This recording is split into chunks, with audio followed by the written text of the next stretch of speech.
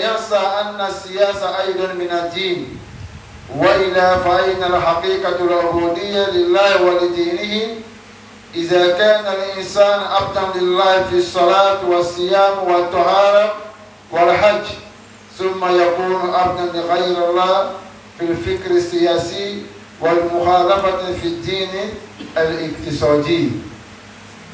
Alhamdulillah, louange à Allah qui nous a fait honneur avec la religion parfaite et complète. La religion qu'Allah subhanahu wa ta'ala a détaillé toutes choses. Et il a également éclairé toutes choses dans cette belle religion.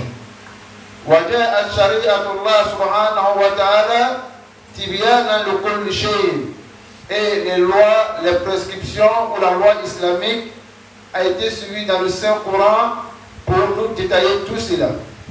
Président, pourquoi le chef en islam, nous attestons avec véracité qu'il n'y a point de divinité qui est dit d'être adoré qu'Allah, sans associer également attester que notre bien-aimé, le prophète Mohammed sallallahu alayhi wa sallam, est bel et bien son envoyé. Paix et salut sur le prophète, ainsi que sa famille, ses compagnons, jusqu'au jour de la résurrection. Chers fidèles, nous savons tous que la meilleure des paroles est la parole d'Allah subhanahu wa ta'ala, qui est le Saint-Coran. Et la meilleure des guidées est celle du prophète sallallahu alayhi wa sallam, qui est sa sunna. Et les plus de choses sont des nouvelles pratiques dans la religion. Car chaque nouvelle pratique dans la religion est considérée comme source d'innovation qui est bid'a. Et toute innovation est considérée également comme également. Et tout également se trouvera tout ça à l'enfer. Et tout également se trouvera tout ça à l'enfer, qu'Allah nous préserve. Chers fidèles, avant de poursuivre notre sermon, nous avons remercié Allah subhanahu wa ta'ala qui nous a permis de venir assister à la prière de vendredi, à ce mois béni de Juma de Sani. Il y a combien de musulmans, alhamdulillah, qui avaient l'intention de venir faire la prière, mais Allah ne l'a pas facilité. Nous devons passer les premières nuits sur les lits de balade, deux sont en voyage, deux sont en difficulté, deux également peut-être sont en prison, et malheureusement d'autres également vont passer les premières nuits dans la tombe. Alhamdulillah, ceux-là également, ils n'ont rien fait à Allah. Simplement, c'est la volonté d'Allah qui est appliquée sur eux. Alhamdulillah, nous également qui sommes là pour assister à la prière de vendredi et de prier, qu'est-ce que nous avons donné à Allah? Absolument rien. Nous disons, cela fait partie des bienfaits d'Allah. Ces bienfaits-là, à qui il veut. Raison pour laquelle, chef de l'Islam, nous avons choisi pour nous tous aujourd'hui le thème des principes ou des règles de l'islam. Là, toutes les sermons que les imams prennent dans les différentes prières, parce que le vendredi est très important. Alhamdulillah, nous avons choisi un thème qui est plus important. C'est qu'Alhamdulillah, on est tous des musulmans, mais nous ne sommes pas tous sur le même niveau de l'enseignement ou le même niveau de la connaissance. Voilà pourquoi nous avons choisi les principes et les règles de l'islam. Chers fidèles, le prophète Mohammed sallallahu alayhi wa sallam n'a pas quitté cette terre-là tant que Allah n'a pas révélé sur lui ce verset coranique qui nous dit El-Yawma akmaltu lakum dinakum. Allah lui dit aujourd'hui, j'ai parachevé pour vous votre religion. Wa atmamtu alaykum ni'mati, et j'ai accompli mes bienfaits sur vous. Wa raditu lakum l'islam dinan, et j'ai agréé l'islam pour vous comme religion. J'ai plusieurs fois répété cela ici parce que c'est très important. Allah dit Fazakir fa'inna zikra tanfa'ul mu'minin. Je fais le rappel, car le rappel profite aux croyants. Il y a un juif comme ça qui a dit à Ibn Umar, il dit à Abdallah, ayatun fi Qur'an takrahunaha, la unzila alayhina ma'ashara al-yahud, la takhazna zalika al-yawm idan. Il dit, oh Abdallah, il y a un verset dans le Saint-Coran que vous lisez. Si ce verset-là était révélé pour nous, nous les juifs, on allait prendre ce jour-là comme un jour de fête. Abdallah dit, mais quel est ce verset? Il dit, c'est le verset où Allah dit, El-Yawma akmaltu lakum dinakum, et j'ai parachevé pour vous votre religion. Et j'ai accompli mes bienfaits sur vous. Et j'ai agréé, j'ai accepté, j'ai choisi l'islam pour vous comme religion. Il dit que si ce verset était révélé pour nous, nous les juifs, on allait prendre ce jour-là comme un jour de fête. C'est quelle communauté Allah les a fait honneur ou grâce avec ce verset. J'ai accompli, aujourd'hui j'ai accompli pour votre religion. Parce que la religion elle commençait à la même, où alhamdoulilah, où le prophète a fait 13 ans en tant que prophète. Et il allait faire les 10 ans à Médine. Donc pendant 23 ans, Allah subhanahu wa ta'ala est en train de préparer cette religion aujourd'hui que nous on a aujourd'hui et on ne considère pas. Et on met toutes choses dans la religion et on pratique la religion comme on veut. Allah subhanahu wa ta'ala a passé 23 ans en train d'enseigner cette religion au prophète Mohammed sallallahu alayhi wa sallam. Voilà pourquoi c'est inadmissible de dire alhamdoulilah, la religion n'est pas difficile ou mais la religion est très facile. Non. Le Cheikh Ratim Nablisi, a dit, un grand savant, on a dit, quand on a la santé, il dit quel est il dit les paroles plus dures, plus compliquées, ou bien plus manque de respect, c'est le fait de dire alhamdoulilah, j'ai envie de faire ça dans la religion, mais je ne peux pas faire. Je vais pratiquer la religion, mais je ne peux pas faire. J'ai envie de venir à l'aide de fâche, mais je ne peux pas. J'ai envie de gêner, mais je ne peux pas. J'ai envie d'arrêter de, comment on appelle, de désobéir à Allah, de forniquer, de fumer la cigarette, mais je ne peux pas. Voilà, il y a pas un propos qui est plus dangereux en islam que ce propos-là. Parce que Allah dit, la yukallifullahu nafsan illa wus'aha. Allah n'impose pas de chasser quelqu'un qui n'arrive pas à se porter. Voilà, Allah a pris l'engagement. C'est vrai qu'il a dit, la yukallifullahu nafsan illa wus'aha. Tout ce qu'Alhamdoulilah, Allah a imposé sur nous, nous sommes, Allah est sûr et certain qu'on peut faire cela. Mais pourquoi dire que j'ai envie de faire cela, mais je n'arrive pas à faire. Mais il faut faire un effort. Il faut lutter. Parce qu'en toi, il y a deux choses. Il y a votre âme et il y a votre esprit. Donc, Alhamdoulilah, ce qui te va nourrir le plus, c'est ça qui va prendre le dessus sur toi. Imaginez comme ça, il y a un chef, il y a un élève qui arrive comme ça, un savant, il dit chef. Lui, il a l'impression qu'il y a des loups en lui. Il y a l'autre loup là qui lui incite à faire du bien, l'autre lui incite à faire du mal. Chef lui dit, il dit le loup que tu vas nourrir le plus là, celui qui va prendre le dessus. Si tu nourris ton âme avec l'adoration, les bonnes actions vont prendre le dessus sur toi. Mais si toi tu nourris ton âme avec les désobéissances, les mauvaises actions, ça aussi, ça va prendre aussi le dessus sur toi. Nous sommes venus pour une compétition, quelque chose qu'on est venu pratiquer et aller rendre compte. Mais ce n'est pas facile. Alhamdoulilah, il faut accepter qu'il y a des difficultés que tu vas affronter. Il faut accepter qu'il y a des étapes que tu vas affronter, que tu dois surpasser. Souvent même, tu dois même toi-même te surpasser. Et tu dois également endurer certaines choses et supporter également aussi les difficultés pour pouvoir atteindre cela, chef fidèle. Wallahi, Allah subhanahu wa ta'ala, il a tellement éprouvé celui qui aime le plus et le prophète sallallahu alayhi wa sallam, avec ceux qui sont plus importants que les prophètes qui sont les compagnons. Parce qu'il faut qu'on soit clair. Les meilleurs hommes sur la terre que la terre a connus, ce sont les prophètes. Et juste après eux, ce sont les compagnons du prophète sallallahu alayhi wa sallam qui sont les sahaba. Mais regarde comment Allah a éprouvé le prophète et ses compagnons qui sont les sahaba. Allah les a tellement éprouvés, même pour pouvoir manger, pouvoir dormir tranquillement. C'est-à-dire que même la maladie, l'épidémie, à tel point que les savants disent, tellement qu'ils sont dépassés. Matin dans ce moment-là. À quand même l'aide à Allah sur ta main. Tellement Allah les a éprouvés. Mais nous, Allah les a éprouvés avec quoi? Regardez un peu. Allah les a éprouvés avec quoi? Donc, alhamdoulilah, chers fidèles, les bienfaits de l'islam sont importants, mais il y a des principes. Il ne suffit pas de venir faire la prière. Cheikh Fawzan lui dit, il dit, Man nabiyyin qabli illa wa a'lama ummatahu khayru ma ya'lamu lahum wa anzarahum sharru ma ya'lamu lahum. Il y a un prophète avant lui qui n'a pas enseigné sa communauté ce qui est bien pour eux et il les a mis en garde ce qui aussi est mauvais pour eux. Tous les professeurs nous enseignent les compagnons, les communautés. C'est tellement clair comme le jour et comme on appelle la nuit et comme le jour. C'est clair, c'est bien détaillé, à moins que tu ne connais pas. Et le professeur nous dit, la yazri wa anha illa hadi. Celui qui déraille, qui quitte ce chemin-là, c'est celui qui déjà qui s'est ôté de lui-même. Les lois de l'islam sont claires. Le Coran est là, l'hadith est là. Et si toi tu laisses ça aller pratiquer autre chose, c'est que c'est toi qui t'es ôté de Dieu. Sinon, il n'y a rien que le Prophète a caché. Il n'y a rien qu'Allah aussi a dissimulé. Simplement, nous avons un cas. Face à nous, si on est confronté à quelque chose de la jurisprudence de l'islam, de l'islam, comme on ne connaît pas, parce que personne ne peut tout connaître. Si on est confronté à cela, alhamdulillah, on va demander les savants. Chers fidèles, l'adoration ne se limite pas à la prière. Peut-être certaines personnes vont interpréter ça mal. L'adoration ne se limite pas à la prière. L'adoration ne se limite pas au jeûne. L'adoration ne se limite pas au hajj ou bien à zakat.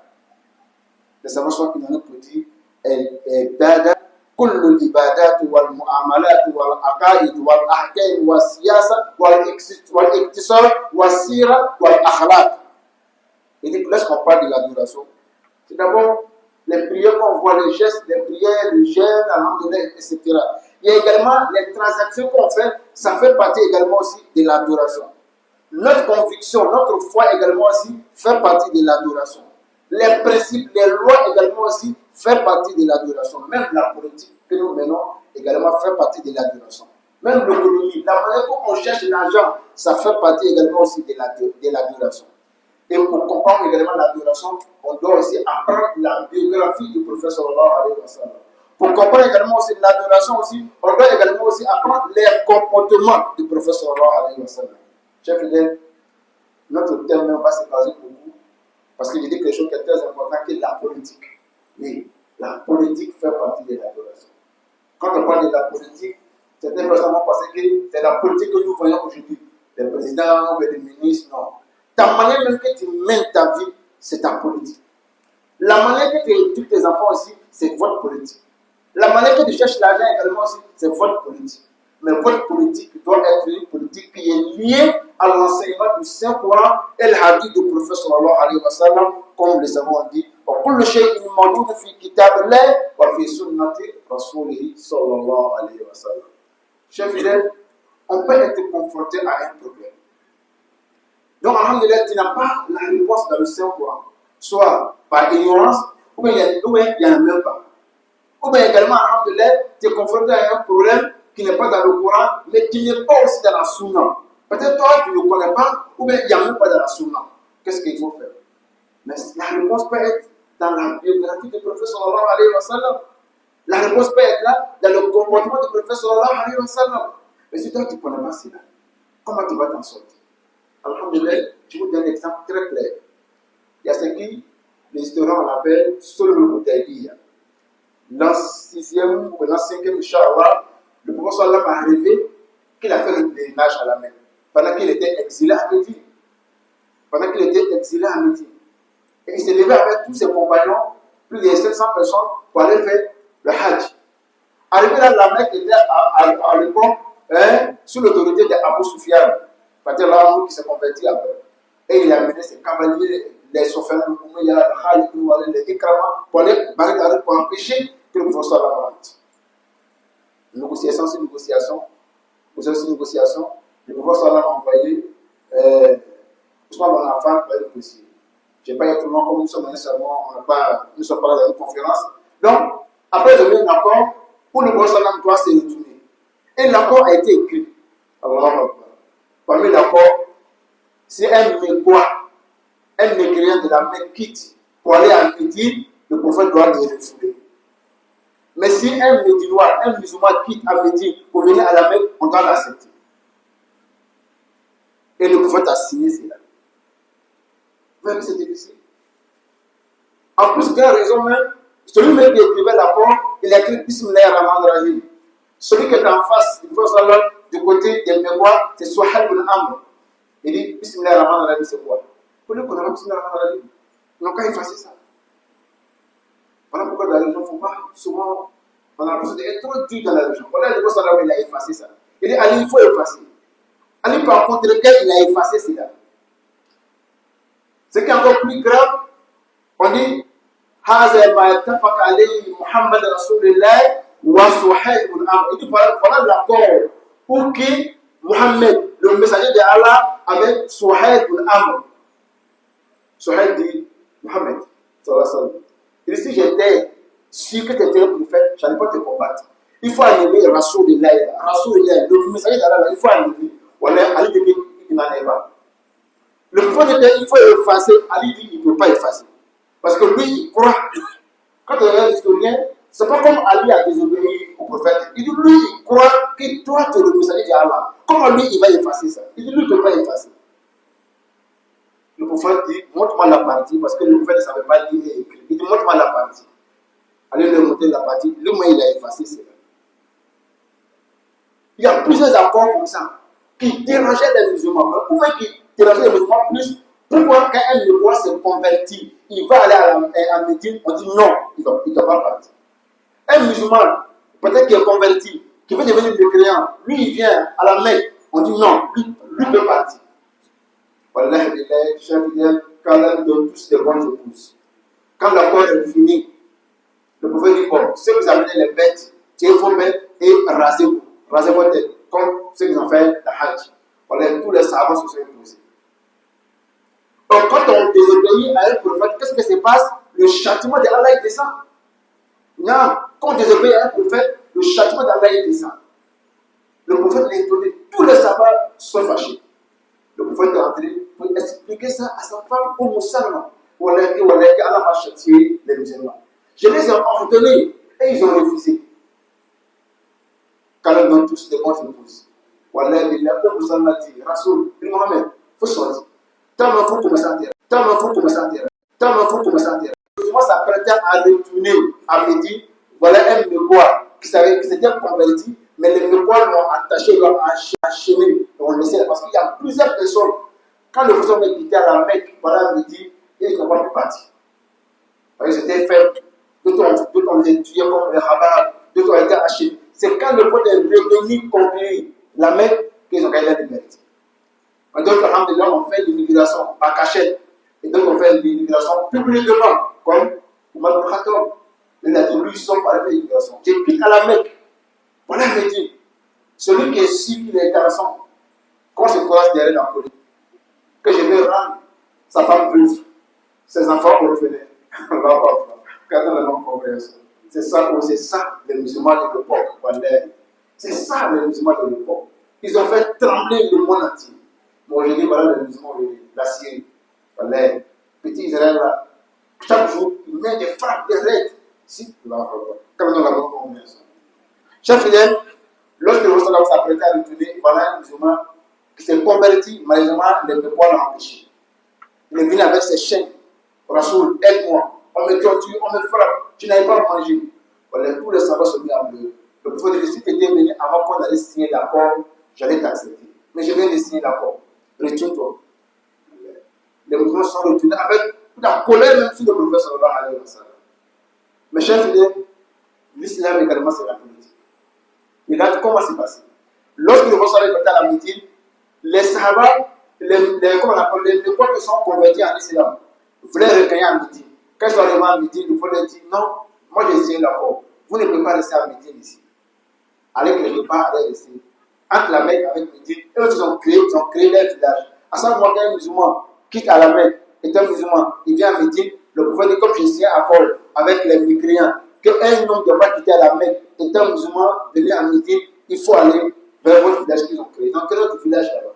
On parle d'accord, quand une caravane de commerçants quitte à Syrie pour venir à la Mecque, il faut automatiquement passer près de Médine. Le prophète attaquait ça. Ils attaquaient ça.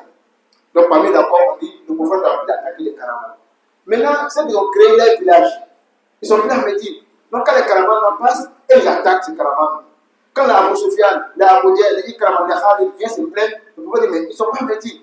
Vous dites que c'est quelqu'un qui quitte à la Mecque, maintenant à Médine, de ne pas le capter. Donc, ils sont allés créer leur village à côté. Donc, ils ne sont pas sur l'autorité. Donc, c'est eux qui attaquent vos caravanes.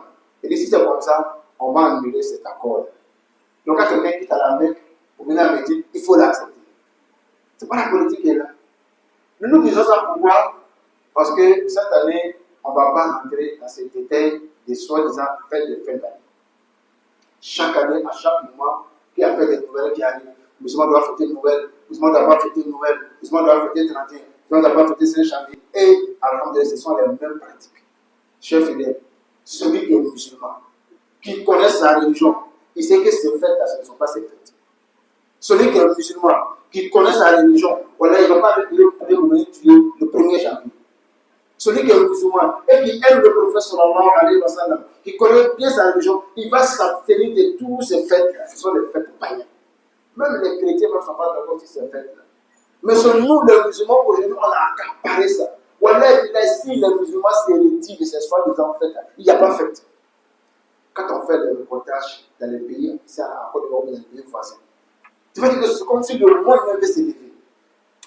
Alors, ce qu'on nous a donné 2 fêtes. Il n'y a pas un minimum ou un musulman qui peut contester cela. Nous avons seulement 2 fêtes. Fête de Ramadan et fête de Tabaski. Il n'y a pas 3 ans, il n'y a pas 4 ans. En dehors de ça, ce sont les évangéliques qui ont donné comme jour de fête de chaque semaine. On allait choisir autre fête qui n'a rien à voir avec ça. Nous-mêmes, notre mission de nos prophètes, on n'est pas d'accord sur ça. Qu'Alhamdulillah, on doit fêter, on ne doit pas fêter. Nous-mêmes, on va aller prendre maintenant autre fête encore pour aller ajouter sur nous. Subhanallah. Que 31, que c'est fête de tout le monde. Pekka fête. C'est écrit où ça? C'est tout ce qui est fait de tout le monde. Noël, que c'est fait de la naissance d'Issa alayhi salam. Les chrétiens nous disent qu'Issa même n'est pas. Les chrétiens nous disent qu'Issa même n'est pas. Les chrétiens nous disent qu'Issa même n'est pas né même le message de Noël. Allez mettre dans les maisons. Arc de Noël. Et ils vont mettre des jeux de lumière sur ça. On a dit faire honte à la honte du prophète sallallahu alayhi wa sallam. أقول ما سمعتم وأستغفر الله لي ولكم من كل ذنب فاستغفروه إنه هو الغفور الرحيم.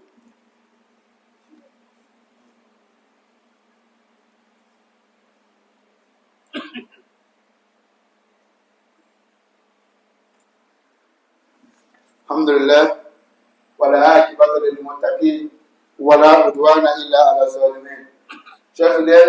شيخ الإسلام ابن تيمية nous dit العبادة كل اسم جامع لكل ما يحبه الله ويرضاه من الأقوال والأفعال الظاهرة والباطنة.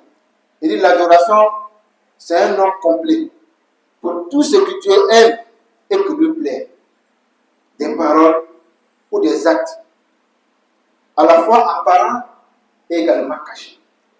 Lorsqu'on parle de l'adoration, voilà la signification. C'est un nom complet qu'Allah subhanahu wa ta'ala aime. Voilà, et qui plaît à Allah subhanahu wa ta'ala. Ça peut être des paroles. L'adoration, ça peut être des paroles. L'adoration, ça peut être les actes.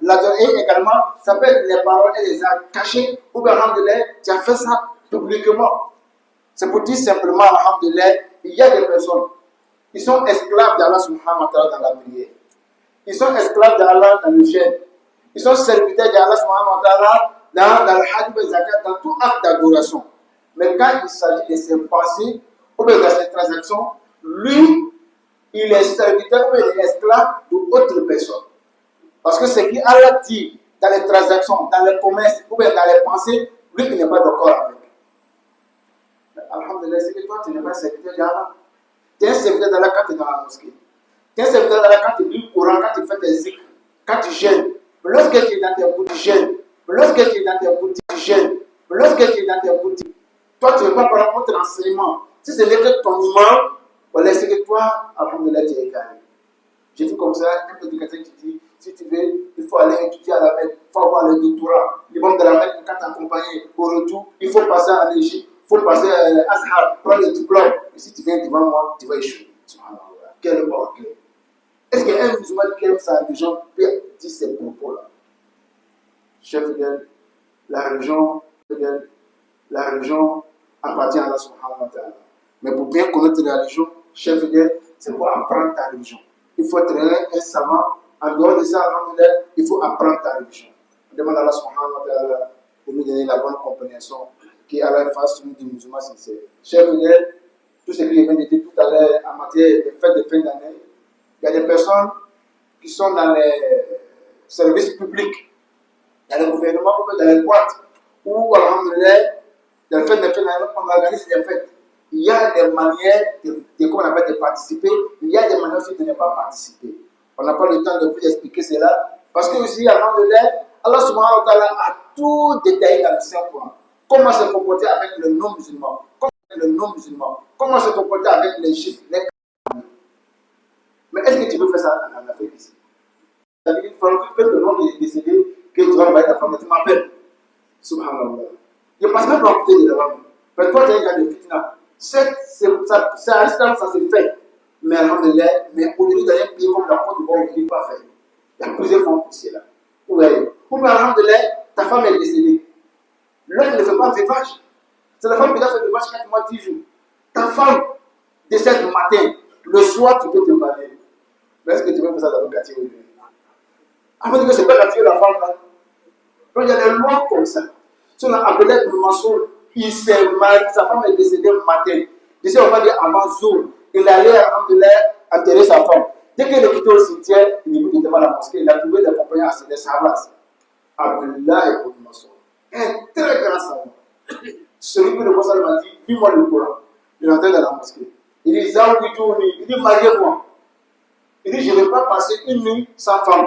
Parce que le prophète m'a dit, Shira Rokun Oza Rokun. Si elle donnait l'explication de ce hadith-là, du détail des hadiths-là, tous les célibataires vont se marier avant le soir. Il dit, mariez-moi. Parce que je ne vais pas passer une nuit sans femme. Parce que le prophète m'a dit, Shira Rokun Oza Rokun. Il dit, les mauvais d'entre vous, ce sont vos célibataires. Les partis d'entre vous, là, ce sont vos célibataires. Donc, automatiquement, c'est le même soir.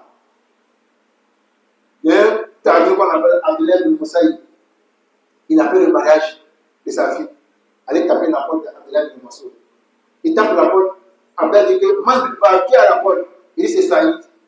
Il dit, lui, il a pensé à tous les Saïd du Midi, sauf Saïd bin Moussaï. Pourquoi? Il dit, pendant plus de 40 ans, on n'a jamais vu Saïd bin Moussaï chez quelqu'un. S'il n'est pas chez lui, il est à la mosquée. S'il n'est pas à la mosquée, il est chez lui. Un grand tablier. Saïd bin Moussaï. Il est rentré. Il dit, ah, voilà. Comme tu as dit quand tu es marié, voilà ma fille. Moi, je fais le mariage. J'ai apporté la nourriture. Alors, tu as apporté la nourriture de Walima. La fête de nourriture de Walima, c'est avec le masou. Ils ont mangé, ils ont fait dehors, et ils sont levés. Ils ont laissé la femme là-bas. Voilà. Quand la fois que les gens comme ça, ils soient dans la mosquée. Là, comme ça, ils jouent à la maison, je vais frapper la porte à l'imam, je t'ai amené ma fille, j'ai fait le mariage, alhamdulillah, avec le Walima, Inch'Allah. Allahumma aizza islam wal muslimin, wa azil la shirka wal mushrikin, wa damir ala ad-din. اللهم من حياته منا فهي الاسلام ومن توفته منا فتوفى على الايمان لا هم فاضل الحمى المعمومين ونفس كرب المكروبين واقضي دينا للمدينين ويسر امور المسلمين واشفى مرضى ومرضى المسلمين اللهم اجعلنا من